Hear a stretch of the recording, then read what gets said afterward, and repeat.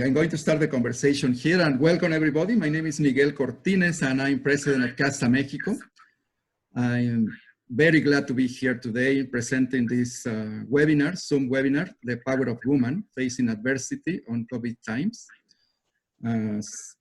Well, we tried to organize this event for March in a physical presence, but due to the circumstances that are happening here globally, so we couldn't make it at that time. And the reason because we are doing this is because we wanted to celebrate women, and March was the International Women Day, and we have done this event for 3 years right now. But today I think we are very happy that we have the capability of using this platform to present the seminar. I think women are very important in putting together families, in dealing with adversity. And right now, I think the situation that we are all facing is a good demonstration the importance of women have in the society and to have families together and stronger. And I really want to appreciate all the participants that are here today, to Patricia, to Adriana, to Shannon, to Nash, to Jessie, and to Andrea that are here with us. Nash is going to be the proper introductions in a few minutes. And I also want to appreciate the organizations that are partners with Casa Mexico and that support the organization all over the year.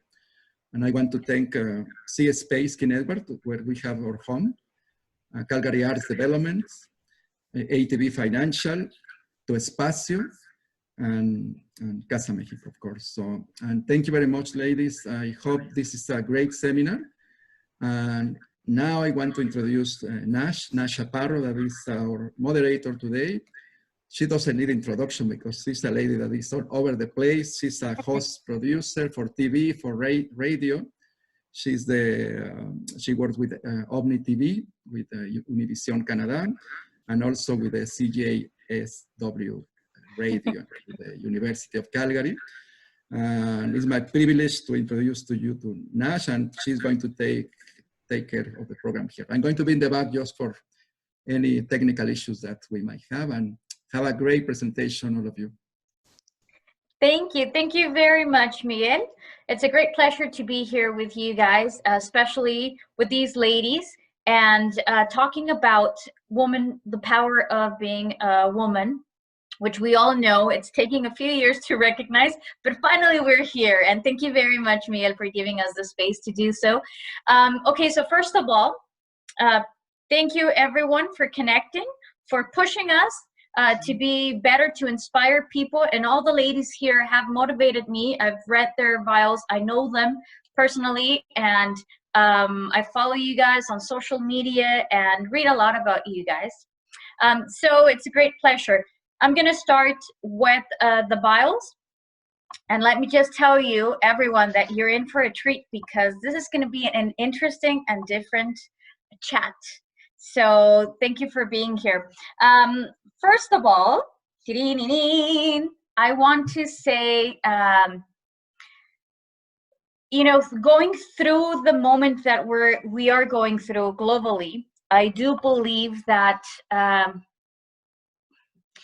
it's harder to understand what tools we have when we're going through adversity. So right now, in general, and everyone who was following Casa Mexico, who has been following Casa Mexico, the main idea was the power of women in general, you know, inspiring other women, inspiring our community with amazing ladies like we have today.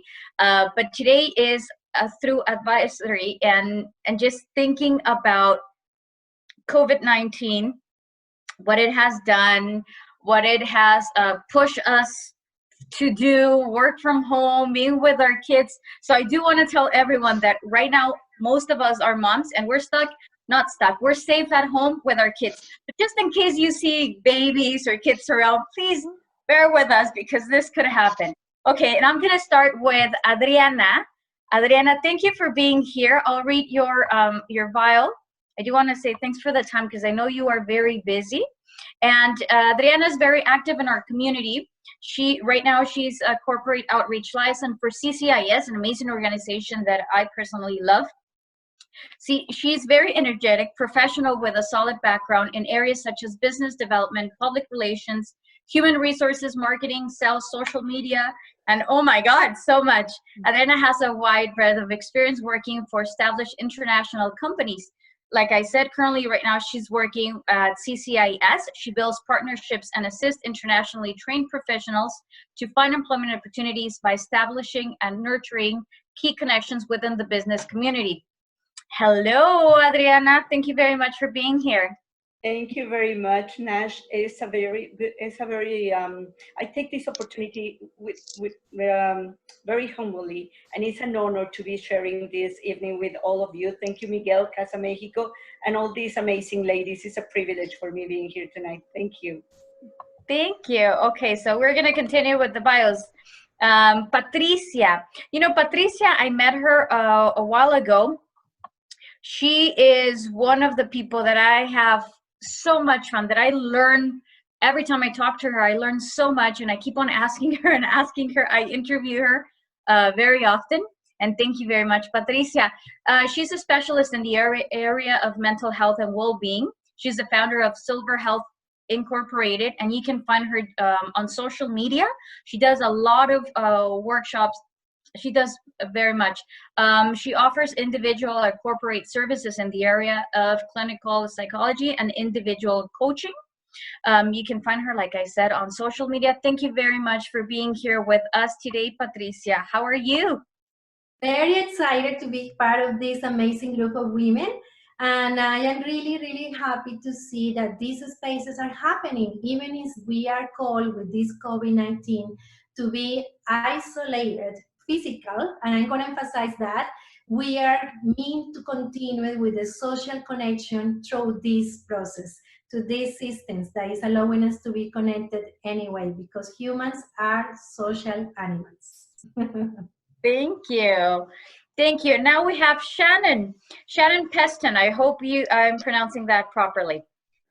Director at Women's Entrepreneurship, ATB Financial. She's the director, like I said, at Women's Entrepreneurship, and she's part of the Indigenous Team Member Network at ATB Financial. I do know she's a big inspiration to many people, not only women. I know you are very committed to our community. I see you everywhere. You have a loud voice when it comes to rights and to defending and protecting women and inspiring everyone in our community. So thank you very much for taking the time and being here with us today. Well, thank you so much. It's an honor truly for me to be here. I love Casa Mexico, and Miguel, thank you and your team for organizing this, and to Nash and to the participants. I have a very big spot in my heart for Mexico, because when I was in university, I actually lived in Guanajuato and I studied there at the university. So Mexico is a very special place, and I love everything about Mexico. So it's a pleasure to be here representing, of course, Canada, but also talking to this amazing audience of women from Mexico and men from Mexico as well. So in the general community here. So thank you. Thank you. Guanajuato is a beautiful place. One of my favorites. Without a doubt. Okay, and so we're gonna continue. Thank you everyone for watching. Make sure you guys have there a space where you can send questions, and we are open to listening to you. Now we have Jessie Ceballos. I've had her on. I've been able to interview her as well, and we keep on learning. So much to learn from these ladies. And from Jessie, she's very mindful. She's like, she's the lady to go to when you need that peace in your life. She's an organizational consultant, mindful leadership specialist, speaker, master coach of life and business. She graduated in human resources and conflict resolution management at the Mount Royal University. And I didn't know this, but she also studied neuro-linguistic programming and positive psychology. Oh my God, I have like my words all over the place. Thank you very much, Jessie, for being here with us today. How are you? I'm very good, thank you, Nash. Very happy to be here. Thank you, Casa Mexico, as well, for this event. I think we are trying to do this for a long time, and this is the perfect time now. Yeah. So I'm glad to be here and with you, ladies, as well, sharing a little bit to support our community through not just for the COVID-19, but through all adversities. Yeah, thank you very much. Thank you. Oh my God, I really hope we have time to do all this. Okay, and Andrea, thank you very much. Andrea is, Andrea, I know right now it's very hard. I think you have, all of us, from all of us, you have younger kids. So I know right now it's a big challenge, and I really want to say thank you so much for taking the time and making it possible. Andrea, she's from Venezuela, and she came to Calgary in 2008. She speaks obviously Spanish and English and has experience in both civil and common law systems. You've been on the show as well, and we've been talking about law. And she has, every time I talk about you, I'm like, she's this strong woman. She protects ladies, but she also promotes the law and justice. And thank you very much. You are a big inspiration for our community as well. Thank you for being here. Thank you, Nash. I really appreciate your words coming from you. It's an honor. These panelists are great. I know them personally, so I think you're going to enjoy this show today. So welcome, everybody. Thank you. Okay, so we're just going to go right ahead. Okay, so let's start with, I want to ask you ladies to close your eyes, please, for a few seconds, and go back to 6 weeks ago on a Tuesday at 5 p.m. and please tell me, what was it that you were doing? And I'm going to start with Andrea.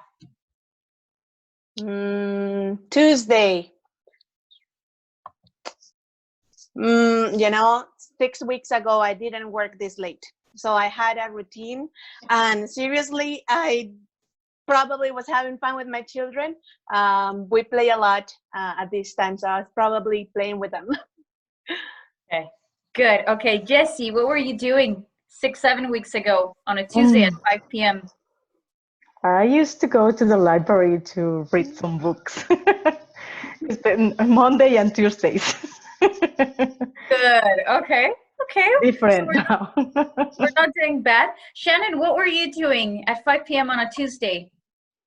Well, Tuesday nights, I have a horse and I actually take riding lessons. So on a Tuesday night, I would normally be at the barn with my horse in a riding lesson. It's the time that I give to myself every week in a hobby that I really love to do, and I'm missing it very much because we're not riding these days either.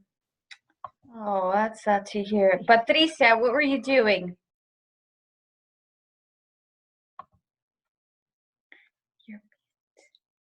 You're mute, Patricia. Believe it or not, I was working actually. I was looking my calendar right away because I don't have a very good memory, and I was working with a client in my office. Okay. Okay. Good. Well, you're very organized. Okay. And Adriana, what were you doing?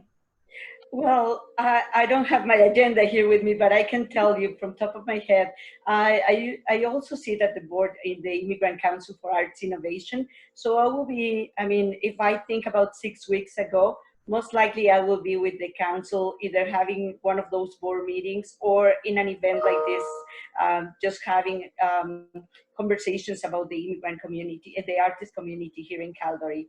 So we do a lot of workshops. So probably and most likely a Tuesday, 5-6 weeks ago, I will be in an event like this, presenting and speaking to people, something that I love to do.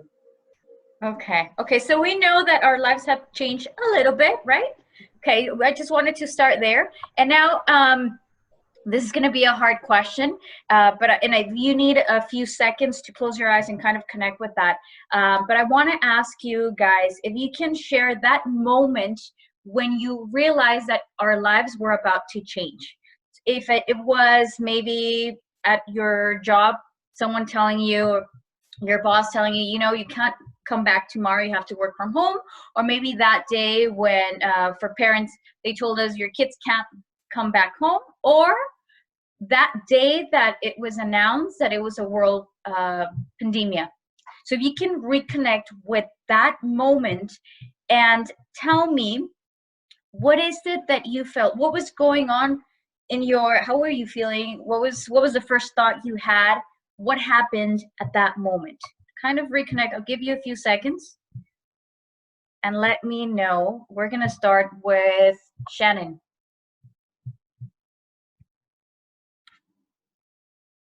Well, I remember very clearly sort of watching the week unfold as it did. We had events throughout that week, and of course we were expecting too to have this event on the Friday night. And I think, putting myself back in the moment, immediately I felt fear. I thought, oh my gosh, what is going to happen to our business community?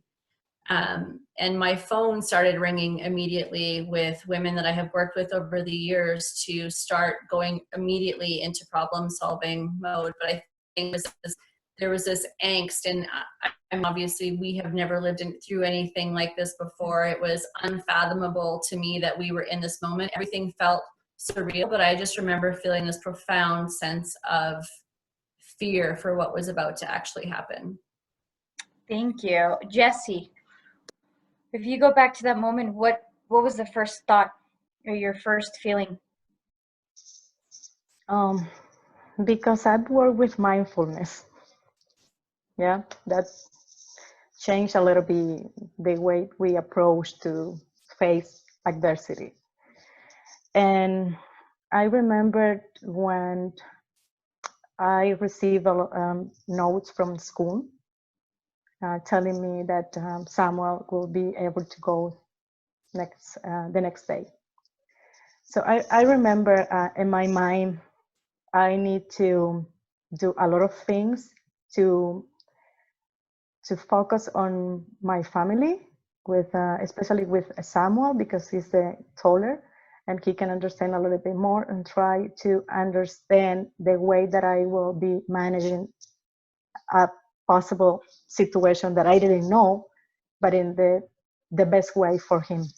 Yeah, just to offer some comfort or some hope or some in myself first. Yeah, to be able to manage that possible questions that will come from him. Yeah, that was my first, how So your to first manage concern that with was him.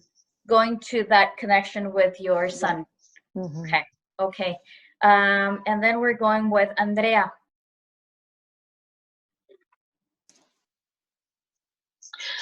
You know, I actually remember the first time I thought this was serious. I got a phone call from the building I used to rent an office, and I had a meeting with a client, and they said that they weren't taking anybody in there. So I said, okay, you know what, I'm going to call the client. We need to see each other anyways because we're closing a house. I asked him if he will be okay if we go to Starbucks or somewhere else where we can just sign the papers. At that time, the Law Society did not accept us to witness through two-way video conference. Now they do, but at the time it was so new. So he accepted it, and we actually went and sat in Starbucks. At that time, I think I was halfway done when they started to remove all the chairs and tables. I actually felt dreaded, and you know, I felt like they were kicking me out. And I know now that it was just something they needed to do, but at that time I wasn't prepared. It just, and I didn't know what to say to the client. I felt kind of not even professional at that time, and it was an awful time for me. I came home thinking, what am I going to say to my other clients? Oh my God. Okay, Adriana. How did you? Yeah, no, I was thinking, and for me, it was one of those moments that now we describe as 9/11 moments, right? It was shocking. I was scared. I was not, it took me a few minutes to actually realize that this was happening. It was surreal. I mean, I was listening to what was going on and what was being said in the news.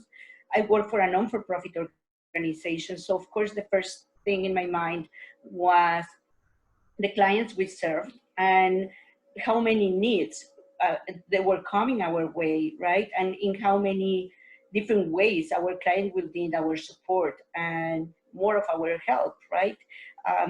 I also thought about my family, for sure. it took me some time to really accept this new reality that we were facing. It was like being in a movie, so it was a little bit surreal, the whole moment. But I mean, I have experienced in my life different moments in which I've been in situations that are life-changing. So what I've learned is that the sooner I learn about the situation, I mean, I would say that it's normal to be frozen for a few seconds, for a few moments, but the sooner you can identify everything that is happening in your surrounding, and the better you can accept the reality, acknowledge your emotions, you're better, you're in a better position to overcome this new reality or these new challenges that you're facing. So I think that's what I did. I mean, it was shocking, it was unreal, but at the same time, I kind of know my own process. So I just took a few minutes to understand what was going on out there, but also within myself to better understand the situation and then to react. Okay, Patricia, thank you, Adriana. Patricia. Well, since February 25, I received a message by email that the flight where my mom was coming was canceled due to COVID-19. So since that, because my family is in Europe, they were already experiencing things that we were not facing at this moment in Canada. So I was aware of the situation, and when I received that email, I said, oh my God, this is going to change many things, many plans I have. So I get this natural stress that is normal, that we have that on those kind of moments when we had plans and everything changed. But I also felt like, okay, what I need to be prepared for this. What I need to do is I had to cancel my vacation because I asked for my vacation to receive my mom and everything.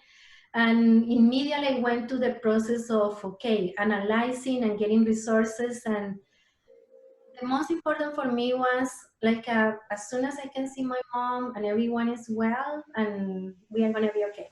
And being on that positive side of the things, even if it's always a bad, I always used to see the positive in the bad moments. So I try to organize myself, and so far we are here, and my mom is here, and I am very blessed to have her here and share this quarantine with her.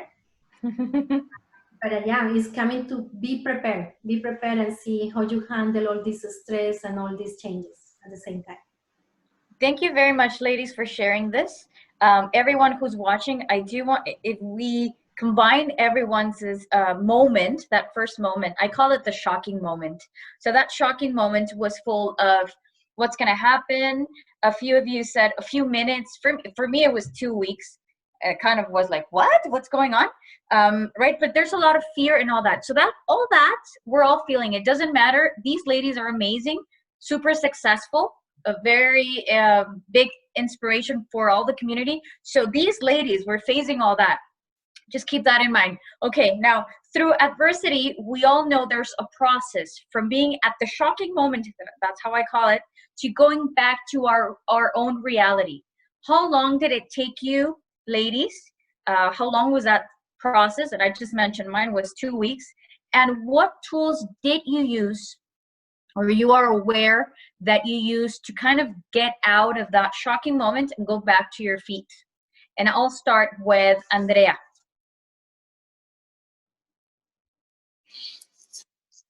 It took me a while too, especially because I had my clients and they had questions.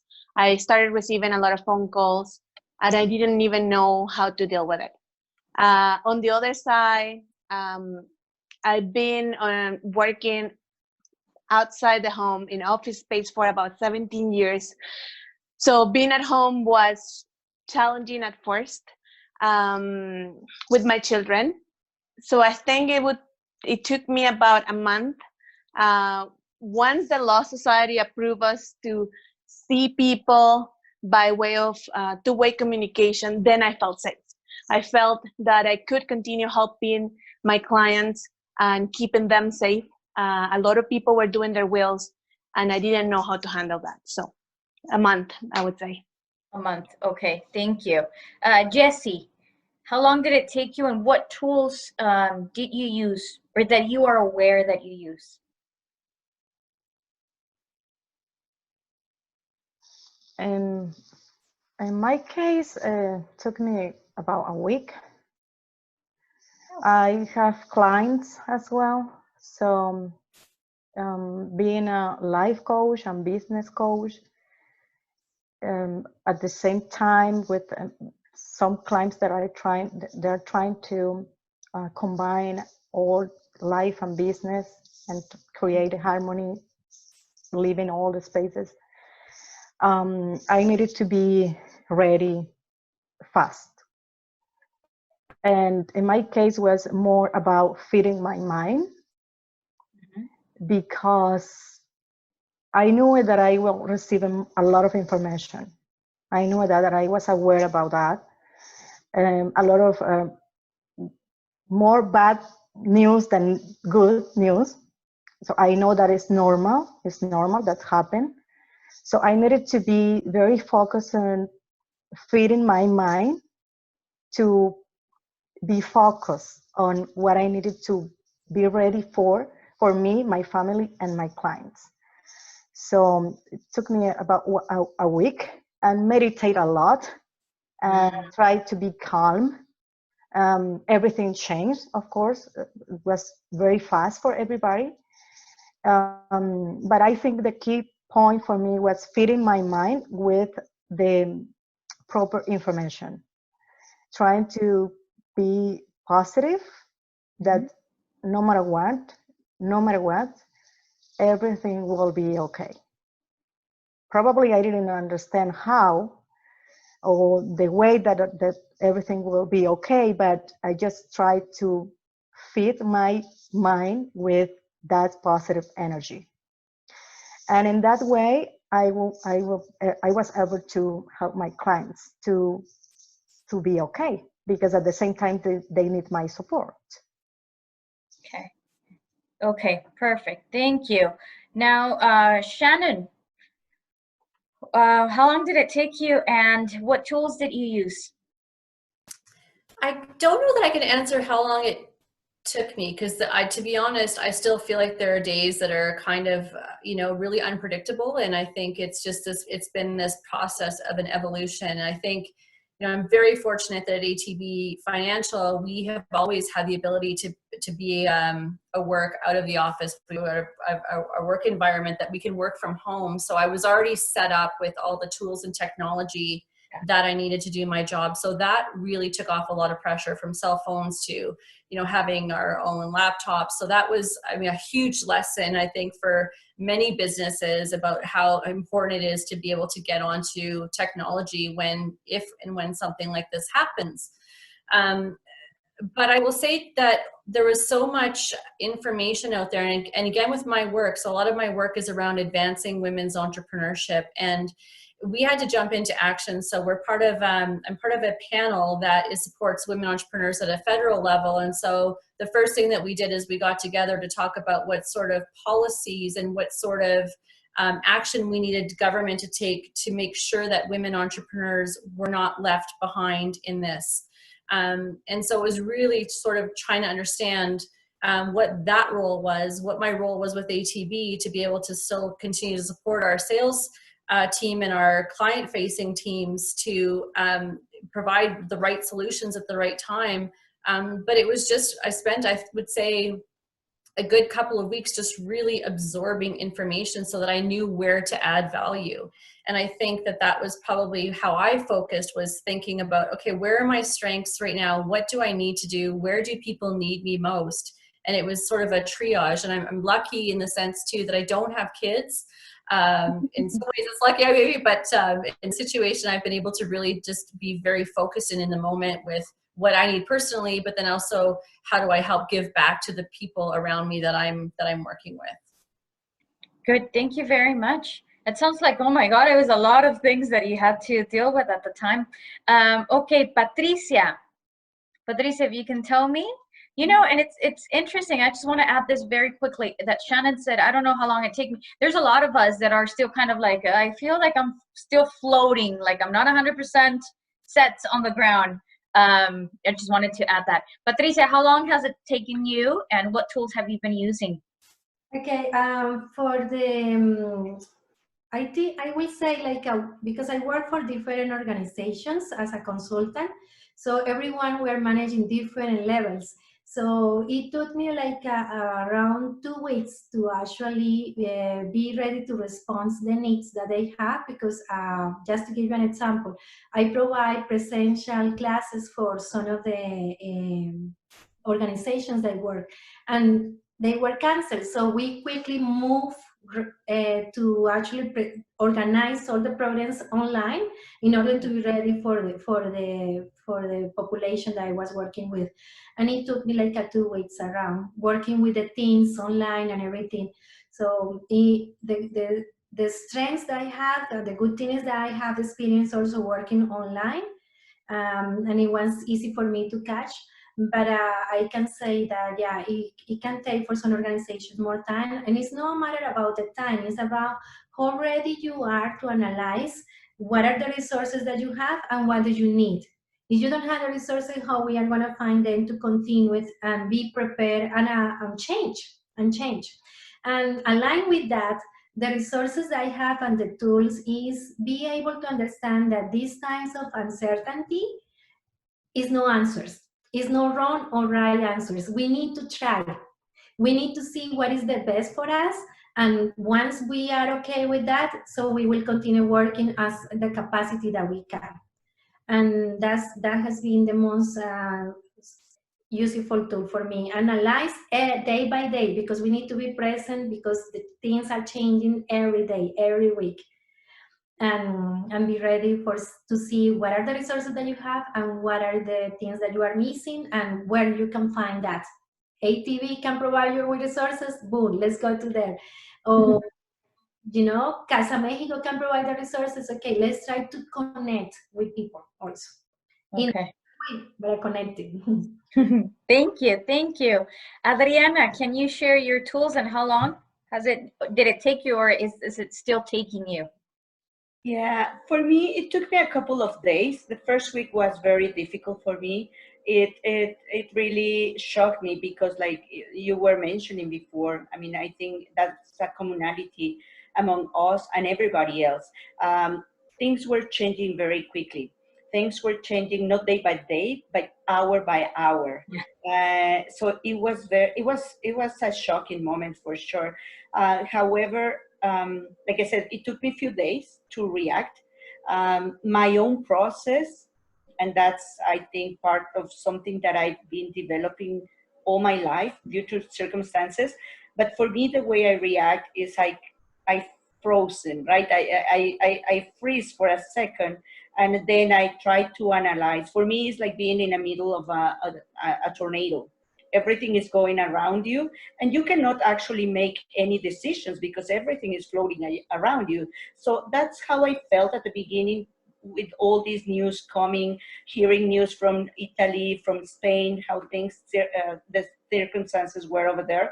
And you can foresee what was expected for us. I mean, we were just starting this process, and you knew kind of what was coming our way. So of course, just like Patricia, I also and most of us, I also participate with different organizations. So for sure, the first thing that came to my mind was, what can I do in terms of what's going to be the role that I'm going to be playing to help other people? Because for me, I think it's key. Once you experience that shocking moment, and once you can analyze what's the situation, I totally agree with Patricia. You need to analyze. I mean, first, it's okay. We're all human. It's okay to accept our emotions, right? And to check where are we standing. But afterwards, you cannot stay there. And everything happens in life like that. It doesn't have to be a pandemic. It can be a divorce. It can be moving to a new country. It can be becoming a mother. So we all experience different changes. And of course, these changes at different level are going to require from us to to readjust and to change certain habits, routines, to explore other tools that we might have and we haven't been using, right? And just to approach the whole situation, the whole scenario with a different perspective. So that is what I did in this case. And I was trying to find my place with this new scenario. In my job, we created an emergency response team. We work with newcomers, so we created a program to help newcomers who are here with no family support, with no friends. They don't know anyone, so they just came to the country few weeks or probably days ago, and they just came to a pandemic situation. So if for all of us, it has been challenging for a newcomer that they might not have a computer, an internet, a support group, food on the table, a job, you can just imagine how challenging it might be. And if they— How would that be? Did you have some time to, because I understand when you work for a certain type of organizations, you kind of have to just jump right in and you don't have that time to kind of breathe it in. Did you have any time like to kind of adjust to your new reality? It was very quick. I have to say that for me, I felt very fortunate because I needed to adapt to new circumstances very quickly. So for me, I will say that it was not more than a week. It was just few days that I had, and then I needed to react in different capacities, to work, to provide for my family. I also have family in Mexico. So looking at what we're experiencing, the people in Europe, and experiencing what we were facing, I mean, everything was moving towards the southern countries. So I knew that my mom and my extended family living there were going to face a different circumstances. And of course, they don't have the economical situation that we have in Canada, right? Yeah. It comes with different challenges. Yeah. Thank you very much. Thank you. Okay, so I'm sure most of you know about this, but there's a beautiful tradition that I love that some monks follow, where you make a necklace and you add a bead every time you overcome a challenge, a difficult moment in your life, a crisis. And in the article that I read about this, there was an image of an 80-year-old lady with an amazing, big, giant, colorful necklace around her neck that made me think, wouldn't it be great and very useful in our lives to keep in mind, to always have this in mind, that we have the tools to overcome whatever comes, right? Like, it would be amazing. So keeping this in mind, ladies, I want to ask you, can you please share another moment in your life where you had to use these tools you just talked about, or a similar moment that you felt like you were in shock? I just want to be able to share for everyone that is connecting right now or that is following us, you know, that this is one of the moments that we've been through and all of you have been through. But that doesn't mean it's going to be the only one. It doesn't mean it's the first one. So I would really appreciate if you can share another moment of crisis. And I'll start with Jessie. Yeah, the necklace story is awesome and it's very powerful. I think I remember when I first lost a job. I'm coming from a big family. We are 5. And I needed that income. I needed that. And I lost my job. And I saw that at that moment it was the worst thing that I could face. I didn't know what to do. My family needed that. And I thought I never will be okay. I tried to find a new job and I applied. And you know that kind of thing that happens, that you start to apply and you go to the interview, but nothing happened. Nobody calls you. You start to doubt about you, what I'm doing wrong.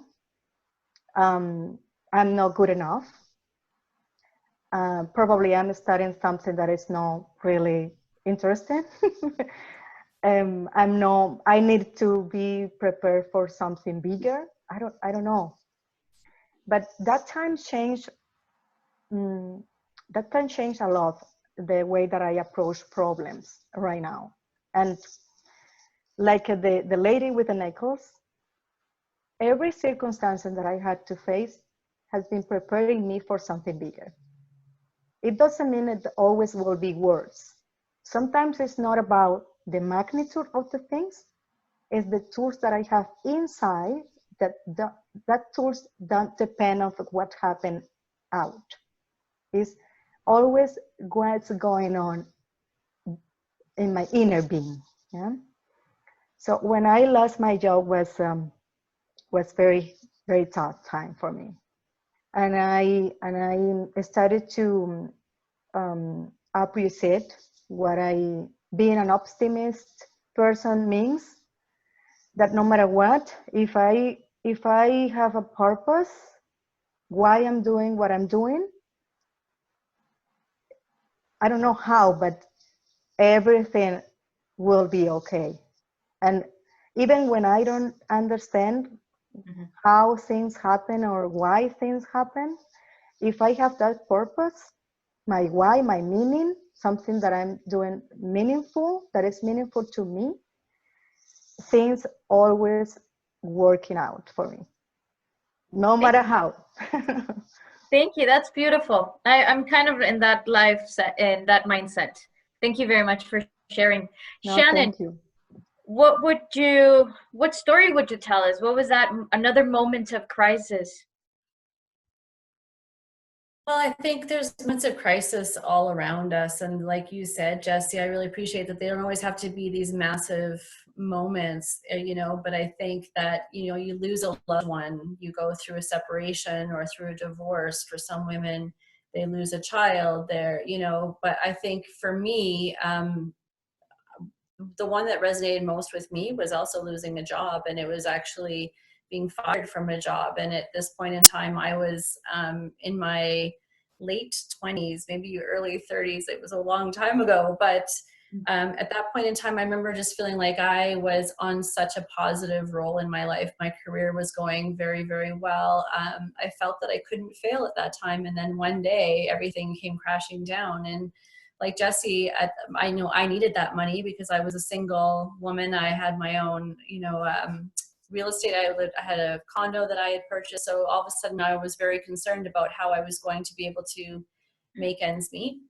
So I know that feeling of fear. And again, I think it comes down to the tools of the why. Knowing what you're passionate about is very important. It actually took me 9 months to find another role. And actually that role led me to ATB. And so I'm very grateful today that happened. But I think it was a time for me to reset what my skill set was. And I really had to look at what do I love doing? What fuels me? Where might my strengths not be? So I think sometimes knowing what you're not good at or what doesn't call your heart is also really important. But it was just a reset. And again, looking at my own self-worth, and I remember thinking at the time I was really embarrassed. I remember that feeling. It was awful. And I felt like I had just failed. But in hindsight, I learned so much too from that experience about being resilient and about dusting yourself off and putting a smile on your face and trying again. And so, much like Jessie, my moment of, I guess, a pivotal moment of finding these tools of resiliency came from losing that job. Thank you very much. It's so important, hey? Like, and if you think a little bit about this, all of these ladies love their job, right? We're all like, we really like working, and what we do, we're very passionate about. So losing a job, getting fired, or just losing whatever job it is, it's like a big hit. It's like, oh my God, I'm losing something. It's almost like you're losing someone. That's how hard it hurts. Patricia, thank you very much, Shannon. Patricia, another moment of crisis that you would like to share with us and that you use your tools. Yeah, well, I can say that becoming an immigrant was a crisis for me. It was my formal structure, and I am a very free spirit, I can say that I don't have the structures that much, but with my process of working with people, I had to have those things. However, in my personal life, I am very, go with the flow and be very free. And when I faced the immigration process, it was a chaos for me. Everything that I know was done, starting with the language, because I didn't come with the language. So just have that barrier, not communicating as the way I love, because I am a natural connector, and not being able to communicate with others for me was part of the crisis. So being humble and recognize and accept that I am not going to go in the speed that I want to achieve the things that I want. So it was a huge aha moment for me, because I always said that now at this point, if I am able to speak English, you can do everything. Actually, I have not just only facing, I had to adapt very quickly. I had to looking for a job. I had to do so many things, and I was not able to do anything of that. I spent 2 years just only going to school from 9 to 3 p.m. I studied only English. It was huge because I used to do many things, and now I had to be focusing just only one. So like everyone, that moment of difficulties teach me so much about who I am and what I made of. And that was a great experience because that experience of immigration today, I am dedicated to work in mental health with immigrants, because all what my clients have, many of these experiences, I experienced that. And I am able to support them and giving hope. And that's the biggest tool that I have, hope, faith in yourself and who you are and the values that you believe, and continue to be persistent and resilient. Thank you very much. Thank you. You know, everyone that is watching, if you really think about this, I love learning from people. I love it. That's one of my biggest things. And that's why I love asking questions, because I love learning.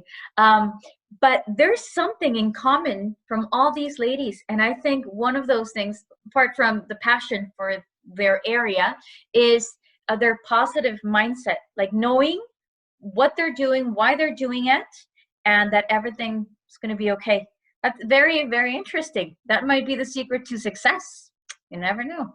Okay, Adriana, can you share another moment in your life that you had to go, a crisis moment or a tragic moment that you had to use the tools that we talked about on our last question?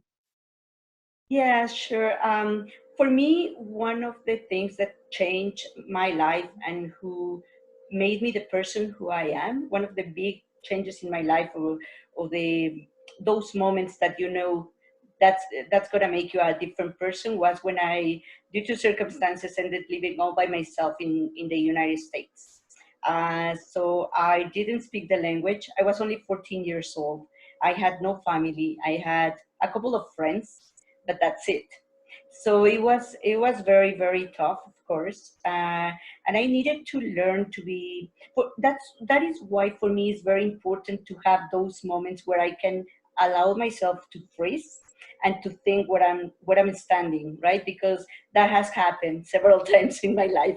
So what doesn't kill you makes you stronger. You learn from your strengths. You know what are your weaknesses, and you also allow yourself to have those moments of weaknesses, because I think that it's very important that we recognize our own internal process to overcome these challenging moments, because the fastest we learned to identify those trigger things or those weaknesses, the better we can overcome those challenges. For me, the first step always is going to be to recognize my emotions, and just to allow these emotions to sink in, or identify why or which things are triggering those emotions, and accept them. That's it. I don't need to do anything about it. If I want to cry, it's okay to cry. If I want to feel anxious, it's okay to feel anxious. If I want to be scared, it's okay. So I think that regardless of the situation, and we were already mentioning different moments in life when we experience difficult moments, I think it's okay to allow those emotions to sink in. But the main part, I will say, is once you allow yourself to identify these emotions, what's next? We cannot stay there. We need to think about what's the next step. So for me, it's always to think about resourceful.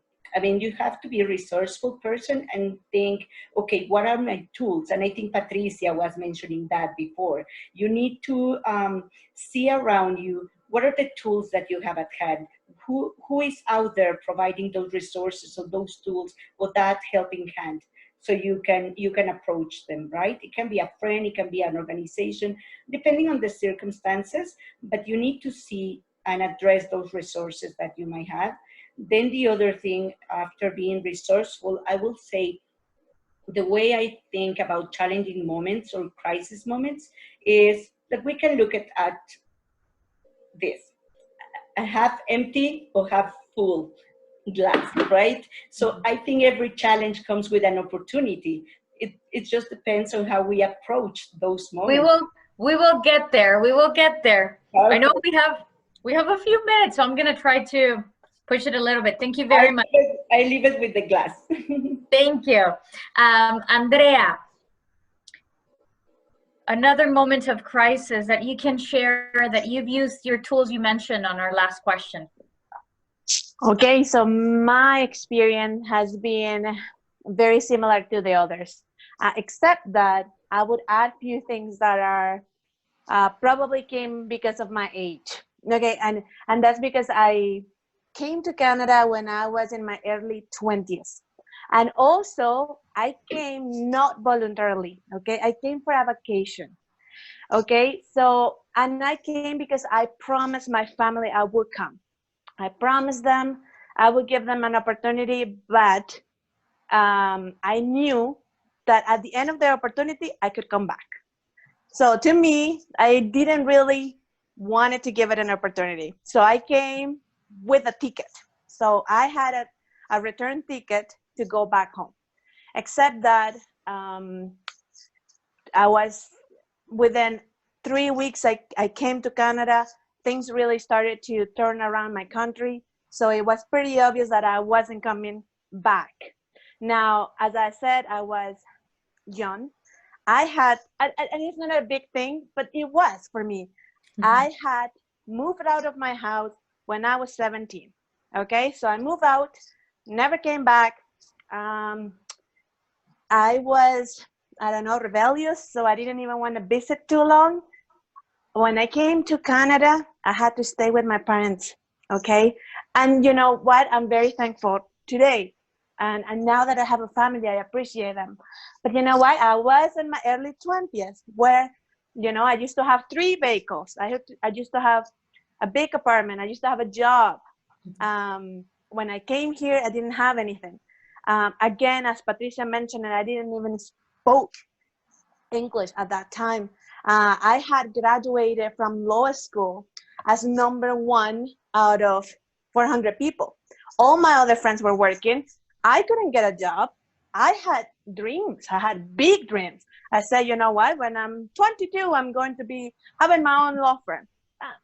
It wasn't going to happen. I was here with no language. I didn't know anybody.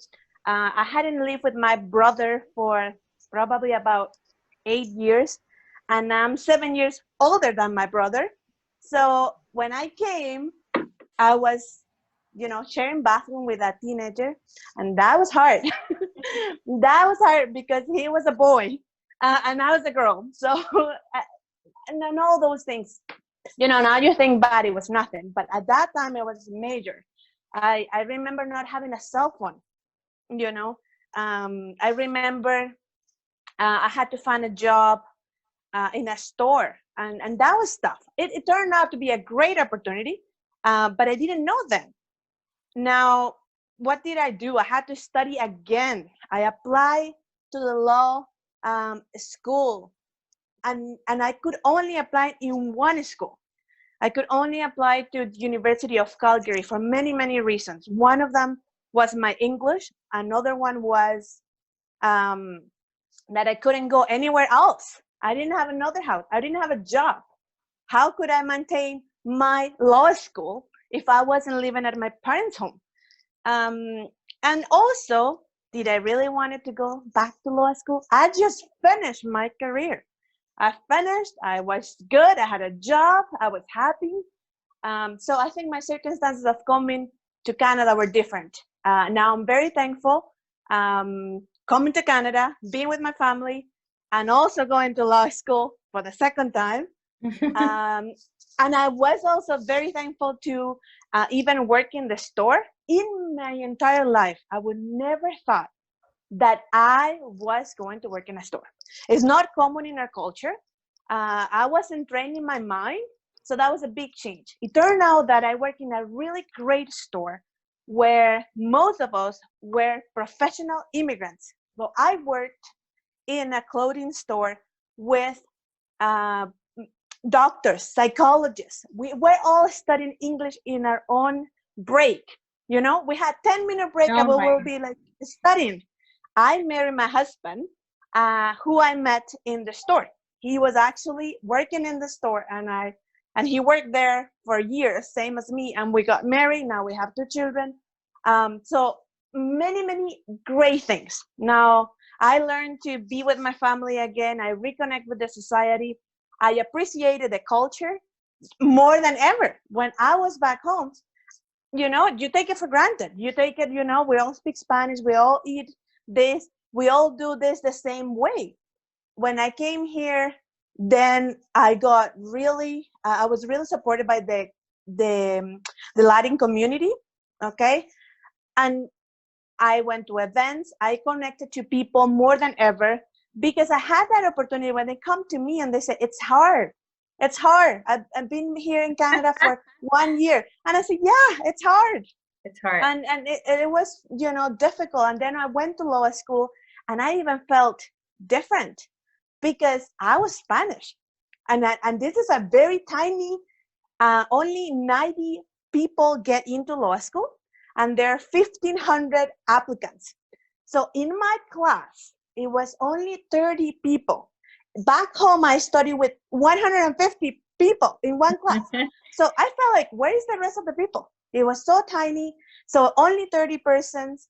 I felt that I was different because yes, I was. And you could see it. So what I learned. I'm sorry, go ahead. No. What I've learned is to keep positive, to be open to change, to support yourself with family, friends, ask for help, okay, always, and be conscious that you're going to have a tough time. I keep saying to myself, nothing comes easy, period. You know, if you don't do your time, you don't get the chair. You have to put time and effort in everything that you do in life, and you know, things will go by, you'll get better. Have a plan, but also plan for flexibility. That's it. Have always that in your plan. So that's it. Thank you, Andrea. Thank you very much for sharing.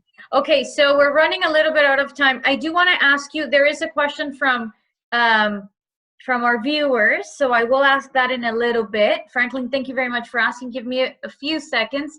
I do want to ask you guys, I'm going to read something. You let me know if you agree and why. So what if I told you that the most challenging moments in life were actually your greatest opportunities to learn and grow as a person? Do you agree with this statement, and why?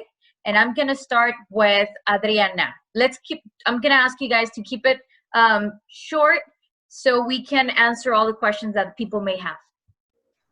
Yeah, go ahead, Andrea. I totally agree with that. And as I was telling you, in different scenarios, I have experienced that when I see a challenge, I also can see an opportunity. I think that every challenge comes with an opportunity because it allows us to step out of our comfort zone and also explore other venues and different ways of doing things, different tools. And we discovered things about ourselves that we wouldn't discover if we were only working on our comfort zone or without facing these challenges. Thank you very much. Patricia, do you agree with this statement? Yes, I do. And also what I see is that challenges are bringing us opportunities to learn. And we need to be open for that. So we just only need to be in tune of what we need to learn, because if we don't learn the lessons from those challenges, the tendency is that we have to repeat the same mistakes until we get it. So it's part of what I am working with my clients. So listen to yourself, listen really, have an opportunity to say, okay, what I have to learn here. Learning is a big opportunity that's coming from challenges. Thank you very much. Shannon, do you agree with this statement? I totally agree with that statement. And the reason I say that is because every challenge that I have encountered in my life, I know I have come out on the other side, even when I thought it was going to be the biggest thing of my life, or I didn't think I'd get through it. And I see this every day with entrepreneurs as well. And I even think about this time that we're in. I think we're going to see new leaders come. We're going to see great new innovations in this time as well. So, you know, I think with everything, we have a choice to say, how do I want to show up in this life? And this is life. There is no dress rehearsal. So this is it. And so I think opportunities always come out of challenge, and sometimes we need a little bit of challenge to keep us moving forward in our own lives, because I think as humans we're very much creatures of habit. Exactly. Thank you very much. Jessie, do you agree with this statement, and why? Totally agree with that. I think that if I remember the harder times in my life, I do remember the great things that come after that time. And one of the biggest is I know more about me. I know more about me. I discover new things about me. And that is, I think, the best gift after all the struggles and after all the challenges, that you know more about yourself. Thank you very much. Andrea, do you agree with the statement, and why? Absolutely. And I agree, because every challenge we have, it allowed us to see things that were there, but we couldn't see. It's amazing. It allowed us to be more creative. It also allowed us to believe and to have faith. The good things will happen. It allowed us to inspire others, which is a great thing. And it also allowed us to connect. It's an opportunity to connect with people when we are growing, and when we're engaged in a challenge, we are growing, but most times we grow together, and then we learn things about ourselves. So it's great.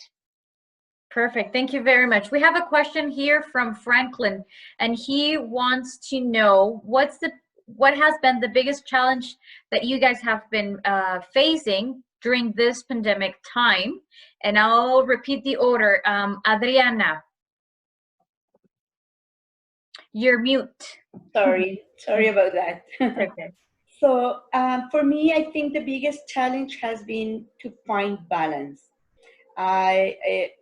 I participate in different things, so for me it has been overwhelming, the kind of things that are where I've been required to participate. I love what I do. I love to lend a hand to whoever I can help, but I think that I need to find some balance, because I think that we cannot give what we don't have for ourselves. We need to be able to have that balance, because you cannot pour from an empty jar, right?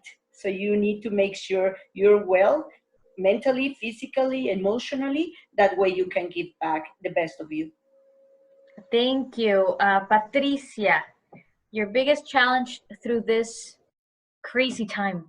Well, I am used to work with adversity for my clients, but also when it comes to my personal life, it brings me to the opportunity to see things that I was not able to see, and this has been one of those. I am facing changes actually in my personal life, And I see that one of the most difficult things is not being able to connect with the people that I want in the moment that I want. So this is a little bit difficult for me. I am a very social butterfly, and not being able to be with my friends and hugging them and, you know, having those long conversations and meetings. Yes, this technology is helping us, but it's not enough for me. I am missing that social part a lot. You're And missing that part. yeah, not socially only to have fun, socially to have those conversations and meaningful meetings with people I love. For those of you who don't know, Latin Americans are very touchy. We need to feel the hugs, the kisses. We're all about touching. So it's hard right now for everyone, and especially for Patricia. I know her. I know how hard it is. Shannon, your biggest challenge through this hard time? Trying not to do it all. You know, I'm so involved with so many things, and I want to show up for people with the best energy that I have, the best heart that I can give. And it's, you know, I guess maybe it goes back to balance, but just recognizing I'm not Superwoman.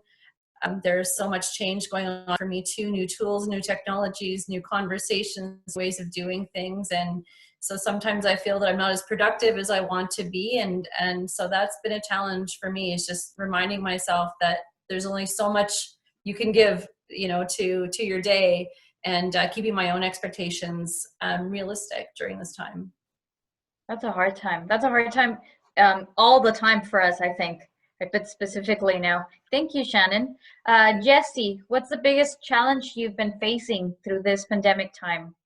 I will say something similar to Adriana and Shannon, like finding the balance and the time for me.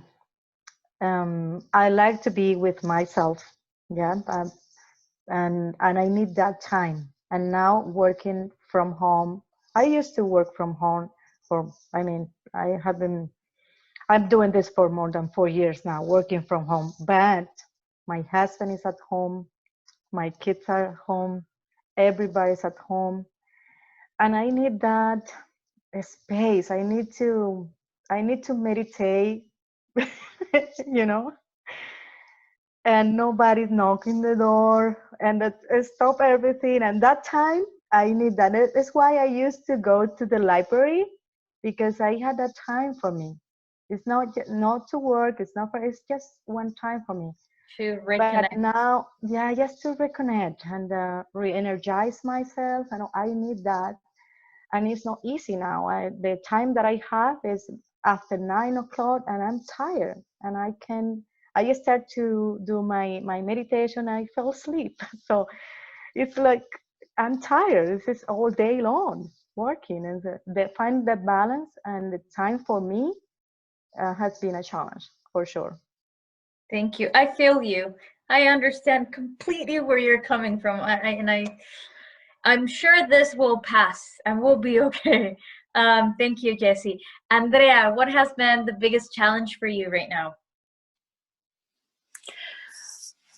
I think finding a space in my own home where I could work and give my clients the best of me.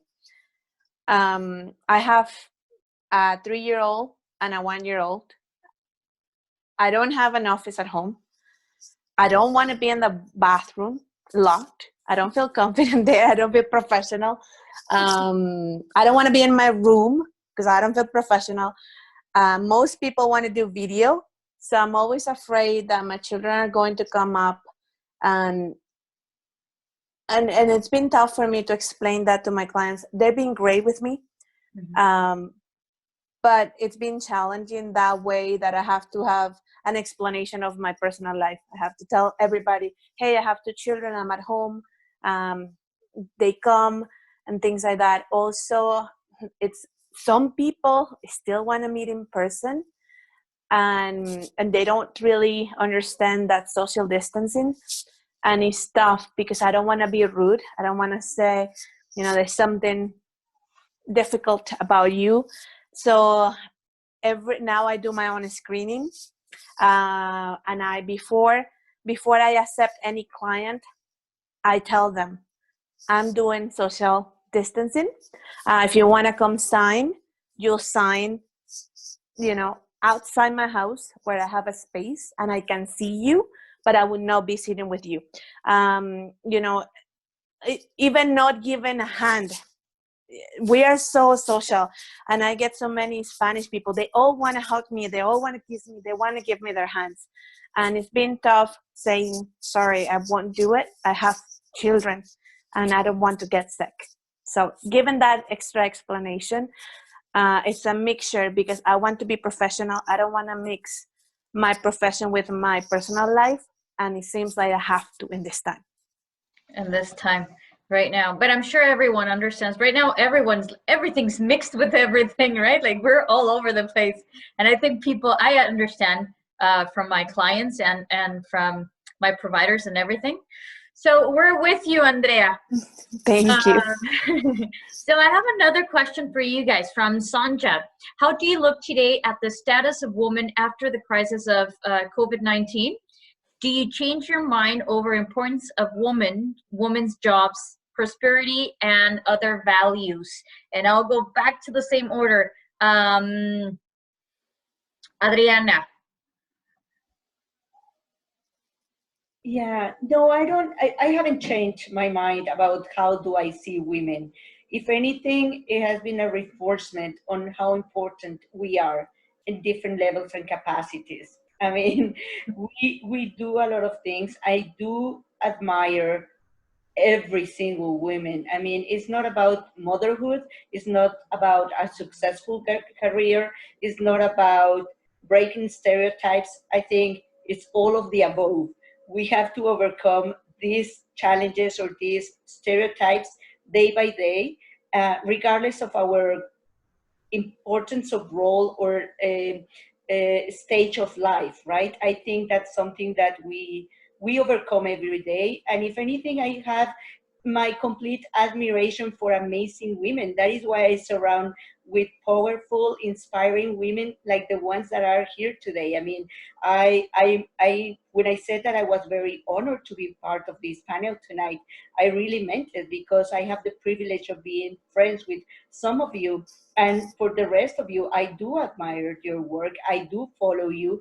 And there are others who are also my inspiration and that I follow, and I take them as my mentors, because I truly believe that as women, we have the list of challenges that we impose to ourselves is huge. It's very long, and we're we set the bar very high for us. So the idea and the admiration that I have for women, if anything, has increased. Has increased. Perfect. Thank you. Patricia, have you changed your mind? No, actually, there are two things I can share with you today. Okay. For a long time, I believe women, we have the capacity and we have demonstrated through history that we are able to adapt very, very quickly to the changes. We are very resourceful people. It is in our nature to actually create changes. That's what we do in history and in humanity. But in these special things and listen to my clients, and maybe it's different from the experience I have with my clients in working with them. I heard a lot of discussions about, oh, I am doing so many things, and I think this is a time for us to stop pretending that we are superwomen, that we need to do everything, and in that way, maybe this is a time for us to stop and take some time for ourselves and not doing everything for everyone. Thank you. I'm gonna take that. I'm gonna take that from you, that advice. Thank you. Shannon, have you changed your way of looking at women? No, and I have to say that I've just been so impressed with the women leaders that we have right now, especially in the medical community, who, you know, are part of our daily lives right now and giving us information with that I think is just calm. It is transparent. It is it is reaffirming that we will come out of this okay. I feel a huge sense of optimism coming there as well. When I take a look at what is happening in the women's entrepreneurship space, I see amazing innovation coming out of this. I see women coming together to really support one another, to teach each other new skills right now, to see where they can collaborate. You know, I'm looking at businesses that have pivoted to being able to make hand sanitizer or face masks. And it's not just women, it's the whole entrepreneurial community. But I'm so impressed with how women have been able to so quickly adapt at, you know, additional responsibilities that we have done for far too, on a much deeper level, I would say, than our male counterparts when it comes to running a household and being parents. But I'm also very happy to see how many men have stepped up to the plate in this time as well, that are really working hard to have more equity inside the home as well. I think that's been a huge light coming out of this. But you know, my faith in women and our ability to lead in difficult times and to have big, bold, courageous conversations, I've never been more proud to women. Thank you. Thank you for sharing. Jessie. No, I don't change my idea. No, absolutely.